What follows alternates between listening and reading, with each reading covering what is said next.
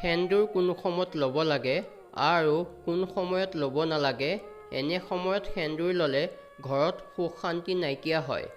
পৰিৱেশ বিজ্ঞানে জীৱন উন্নত কৰাৰ উপায় শিকায় আৰু নেতিবাচকতাক নিয়ন্ত্ৰণত ৰাখে। ইয়াত ঘৰৰ দিশ আৰু বস্তু ভাল আৰু বেয়া দিশবোৰৰ আলোচনা কৰা হৈছে।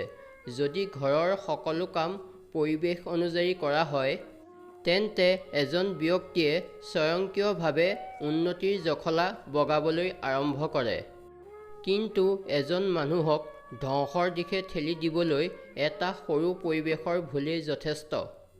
আহকচোন 5টা ভুলৰ ওপৰত চকু ফুৰাওঁ, যিবোৰৰ বিষয়ে জানি বুজি বা অজানিতে কৰিলে আপোনাৰ জীৱন অতি বেয়া দিশলৈ পৰিণতি হ'ব পাৰে। 1 নম্বৰতে, বহুতে বাথৰুমত কাপোৰ ধোৱাৰ পিছত বাল্টিত বাকী থকা পানীখিনি থৈ যায়। বাস্তুৰ মতে এনে কৰাটো বৰ বেয়া। বাল্টিত লেতেৰা পানী ভৰাই থ'লে আমাৰ জীৱনত বেয়া প্ৰভাৱ পৰে। ঘৰত ঋণাত্মক শক্তি প্ৰৱেশ কৰিব পাৰে। ঘৰৰ সুখ আৰু শান্তি বিঘ্নিত হ'ব পাৰে। 2 নম্বৰতে, গা ধোৱাৰ পিছত যদি চোকা বস্তু ব্যৱহাৰ কৰে তেন্তে সাৱধান হওক। পৰিৱেশগতভাৱে গা ধোৱাৰ পিছত কেতিয়াও চোকা সঁজুলি যেনে নখ কাটাৰ, ব্লেড বা ৰেজাৰ ব্যৱহাৰ কৰিব নালাগে।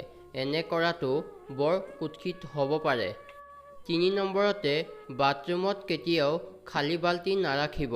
বাস্তুৰ মতে বাথৰুমত বাল্টি বা টাবটো সদায় পানীৰে ভৰা ৰাখক। পানীৰে ভৰাই ৰাখিব নোৱাৰিলে ওলোটাকৈ ৰাখিব পাৰি।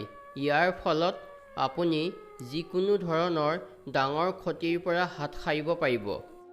4 নম্বৰতে, বিবাহিত মহিলাসকলে গা ধোৱাৰ পিছত বা চুলি ধোৱাৰ পিছত লগে লগে সেন্দুৰ ল'ব নালাগে।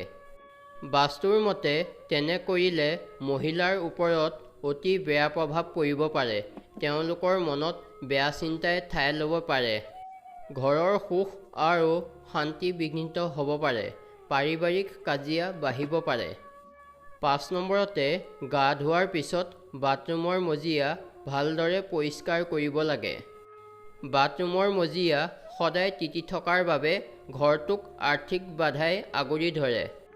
লগতে বাথৰুমটো লেতেৰা নকৰাকৈ সকলো বস্তু সঠিক ঠাইত ৰাখক। ধন্যবাদ।